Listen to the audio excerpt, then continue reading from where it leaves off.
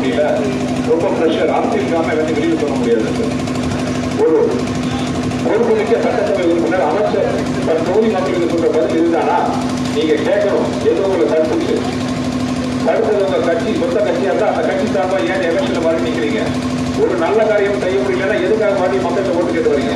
இந்த கேள்வியை நான் கேட்கல, நீங்க கேட்கணும்.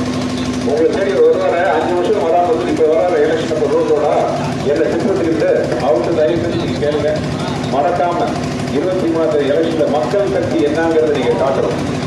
புரட்சி தலைவி அம்மா சொன்ன மாதிரி மக்கள் தான் நமக்கு எஜமானர், நாம மக்களுக்கு எஜமானம் இல்லை.